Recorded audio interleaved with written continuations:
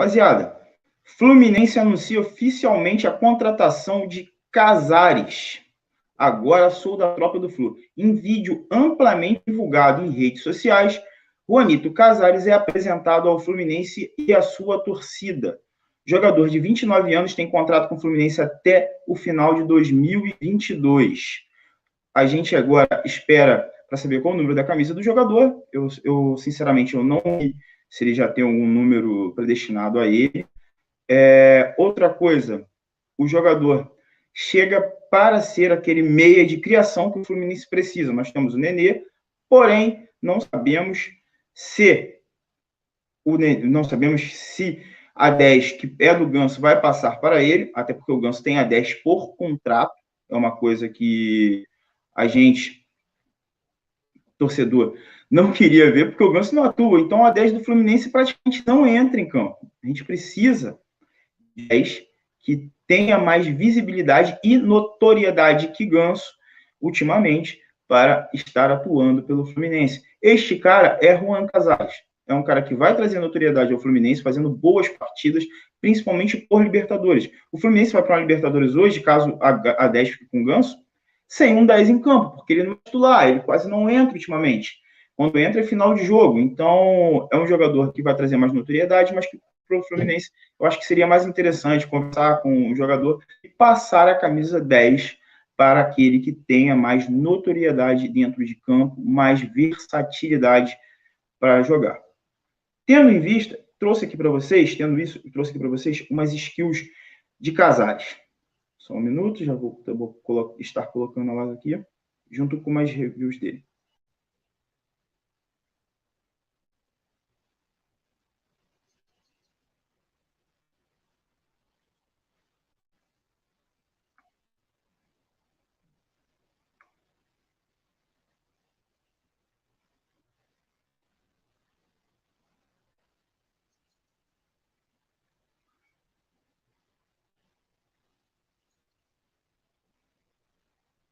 Rapaziada, Casares, jogador equatoriano de 29 anos, 1,70 m, tem como preferência a utilização do pé direito, apesar de chutar com os dois, é um meio de campo. Número 10 seria a camisa dele, caso jogando Fluminense com a 10. Em outros clubes ele foi o camisa 10.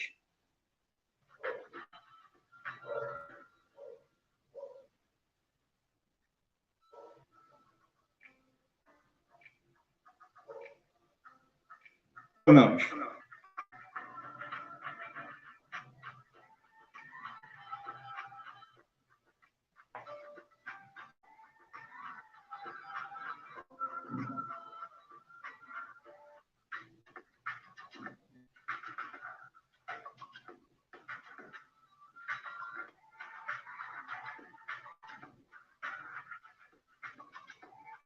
Dá para se ver que é um jogador de bastante habilidade, jogador de ultrapassar também, um jogador veloz, que rabisca bastante.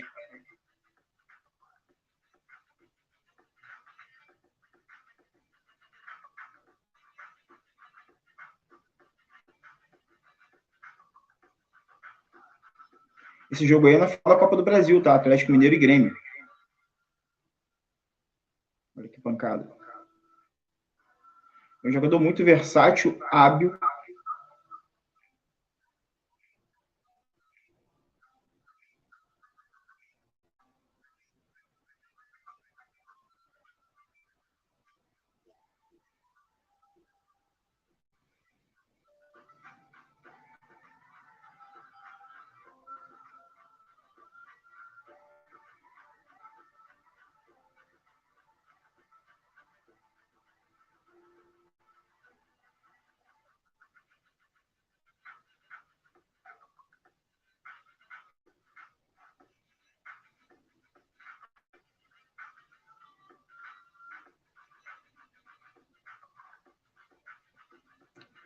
Apesar de ser um jogador baixo, até um pouco franzino, você percebe que ele consegue ganhar bem dos marcadores bem maiores do que ele consegue se impor fisicamente.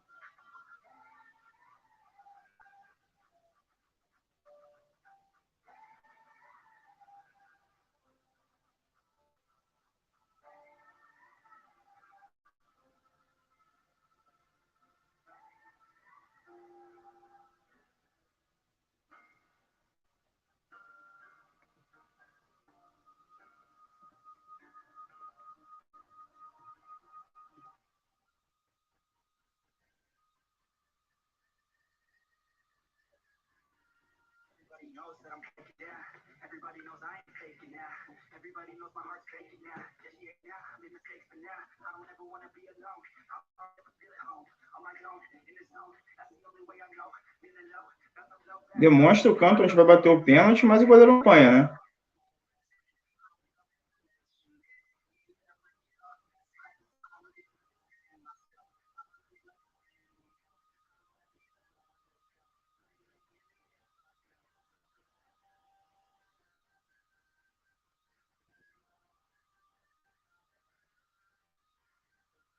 Jogador extremamente veloz e versátil. Para jogador de meio de campo, excelente. Capacidade de ultrapassagem, de drible e excelente finalizador. É o que a torcida do Galo falava. Ele vai na noitada, vai encher a cara de cachaça e vai acabar com o River Plate de noite.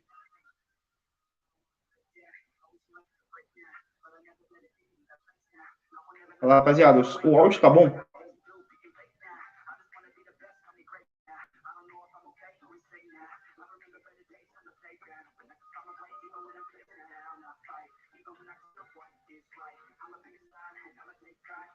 Está vendo aqui as skills do Casares. Finalização, assistência, jogador excelente.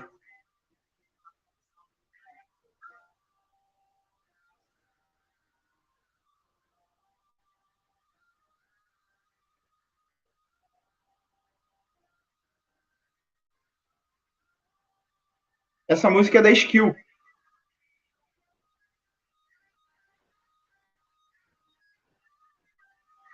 Diminui um pouco ela.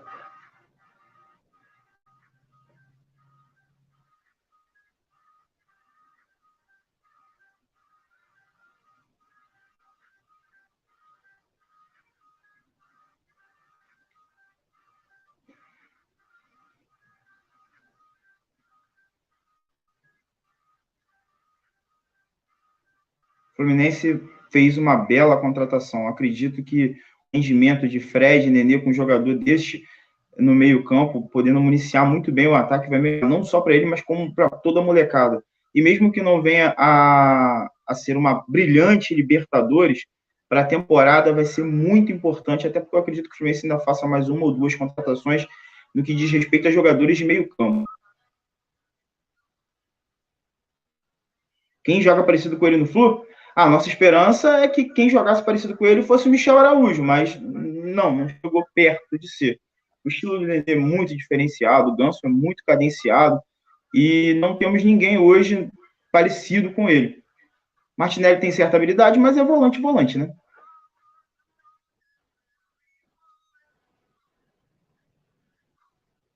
Sim, é assistente do Fred.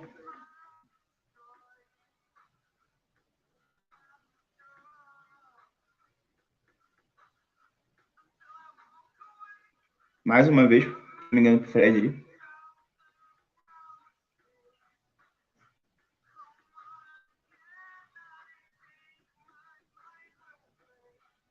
Olha só.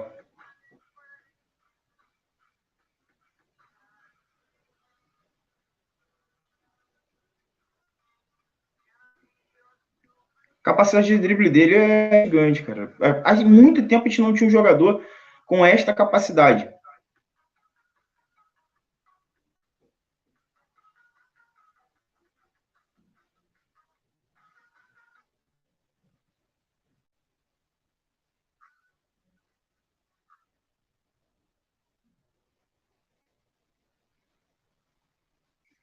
Rapaziada, dito isso, não tem mais muito a acrescentar sobre Casares. É um jogadoraço, cara que chega não para compor elenco, mas sim para ter titularidade e expressividade dentro do elenco.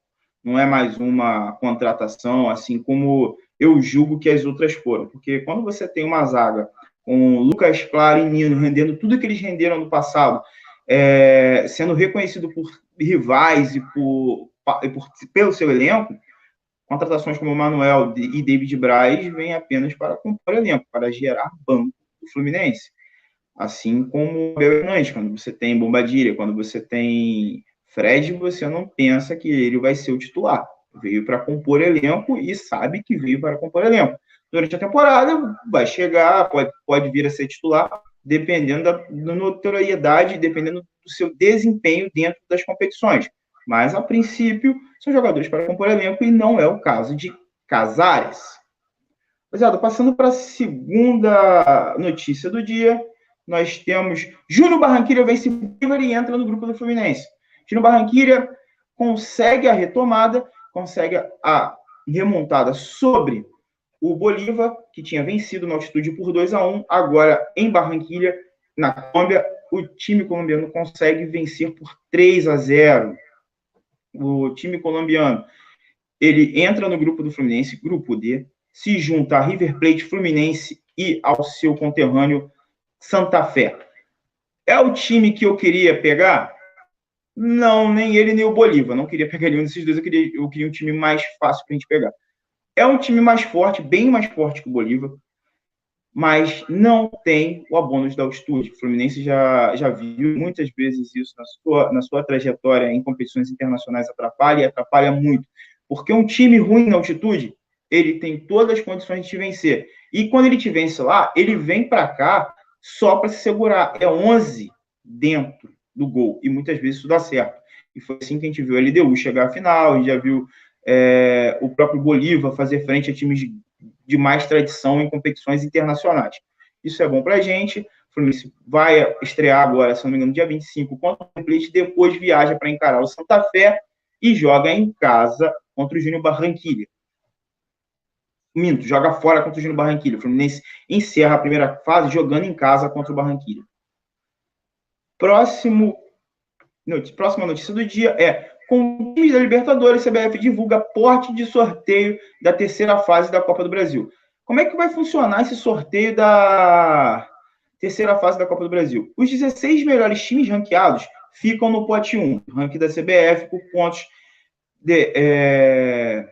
ranking de desenvolvimento dos clubes. Outro pote ficam os times que estão igualmente ranqueados. Como é que vai funcionar? Eu passo para vocês aqui isso. O pote 1 vai ficar assim: Atlético Paranaense, Atlético Mineiro, América Mineiro, Bahia, Ceará, Chapecoense, Corinthians, Cruzeiro, Flamengo, Fluminense, Grêmio, Internacional, Palmeiras, Santos, São Paulo e Vasco. Estes são os 16 melhores times ranqueados que passaram para essa terceira fase da Copa do Brasil. O pote 2 fica assim: 4 de julho, ABC, Atlético Goianiense, Avaí, Boa Vista, Brasiliense, Cianorte, Coritiba, CRB, Criciúma, Fortaleza, Juazeirense, Red Bull, Bragantino, Remo, Vila Nova e Vitória. Como é que vai funcionar? O time do pote 1 pega o time do pote 2 por sorteio, o melhor ranqueado pega um pior ranqueado, vai ser sempre assim, não vai haver sorteios de times do pote 1 contra times do pote 1, sempre times do pote 1 contra times do pote 2. Os jogos serão ida e volta, também com sorteio. A gente não se estreia jogando fora ou se estreia jogando em casa. Desse pote 2 aqui, os únicos times que podem fazer frente, assim, sem ser aquelas velhas zebras, que não podem ser considerados zebras, é Atlético Goianiense e RB Bragantino. São times da primeira divisão, são times que já... Inclusive, o Atlético Goianiense eliminou o Fluminense na competição passada, a própria Copa do Brasil. Então, não são times que podem se dizer, assim, surpresas. Quem pode surpreender aqui é 4 de julho, que você costumeiramente não vê nessa fase. Juazeirense, Remo, outros times também que vivem frequentando a primeira divisão, mas que não oferecem grandes riscos. Hoje é o Coritiba e o Vitória. A gente vê aí times como o ABC passando pelo Botafogo, mas Botafogo que está muito fraco, não é bem pelos méritos do ABC. Botafogo cometeu muitos erros no jogo. Eu particularmente vi esse jogo e vai ser sofrido, hein, botafoguense? Vai ser sofrido. Quais os times que eu julgo favoritos para essa Copa do Brasil são eles: Flamengo, São Paulo, Palmeiras e Internacional. Não foge muito disso. São os times favoritos. São Paulo sem nenhuma tradição em Copa do Brasil? Sem nenhuma tradição, mas é um time forte. Correndo por fora, a gente tem Fluminense, Grêmio e Santos. Fora isso, eu não acredito muito em Atlético Paranaense esse ano. Não acredito Não, minto, faltou alguém. O Atlético Mineiro, sim, é favorito.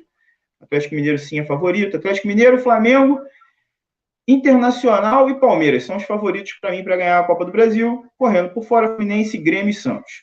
Vasco eu não vejo como um grande postulante a título, o Atlético Paranaense também não vejo, um time que ficou lá para trás no Campeonato Brasileiro passado, mesmo aquele campeonato pífio, já é um time que já está jogando há muito tempo, um time rodado, ficou meio velho, meio pragmático. Então não vejo ele com toda essa pompa para poder chegar a disputar a Copa do Brasil, até porque também está envolvido em competições internacionais. Só um minuto. Rapaziada, próximo quesito aqui, Fluminense quita salários de direitos de imagem de março e fica em dia com o elenco e funcionários. Desde 2018, o Fluminense não ficava em dia com a sua folha salarial, funcionários e jogadores. Isso é meio estranho também, né? Porque se o jogador ele recebe salário, ele tem carteira assinada, ele também é um funcionário. Então, são funcionários e funcionários. Mas, geralmente, a mídia e pessoas deixam isso meio separado. Tipo, como se funcionários fossem uma classe menor do clube. Mas não, são todos iguais. São todos recebem. Mas vamos lá. O Fluminense fica em dia com as suas folhas salariais e não é só CLT, não.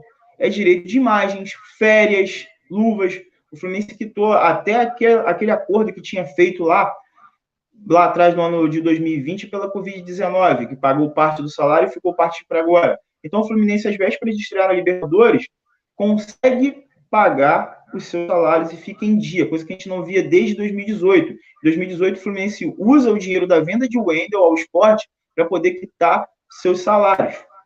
Dessa vez não fica muito diferente. O Fluminense pega a parcela da venda de João Pedro ao Watford e premiação do brasileiro para poder quitar as dívidas com o elenco, sanar sua folha salarial. O Fluminense também está numa parte de austeridade fiscal muito boa. O Fluminense agora busca pagar dívidas de Sornosa e Orejuela que podem gerar problemas do Fluminense na FIFA. O Fluminense poderia sofrer a mesma sanção que o Cruzeiro sofreu ao estrear na segunda divisão de 2020, perdendo 6 pontos. Pagando essa dívida de forma integral, conforme o Fluminense vai pagar, que, se não me engano, gira em torno de $900 mil, o Fluminense agora não vai sofrer essa sanção, vai eliminar essa dívida e se ver livre dos nomes de Orejuela e Sornosa. Graças a Deus. Rapaziada, o programa do Fluminense na hora do almoço é isso, já estendemos um pouco mais porque tivemos problemas técnicos no início, 22 minutos, mas é um programa rapidinho, só para poder falar das principais notícias do Fluminense. O Fluminense, então, ele anuncia o Casares na noite de ontem, já tinha anunciado o Manuel, e agora fica na pendência de anunciar Bombadilha, Abelito Hernandes e David Braz. David Braz deve atrasar um pouco mais porque pegou o Covid, mas não deve ser um empecilho. Provavelmente o nome dele já apareça hoje, ao final da tarde, no bid, junto com o nome dos outros dois citados. Muito obrigado a todos, saudações tricolores e fiquem com Deus.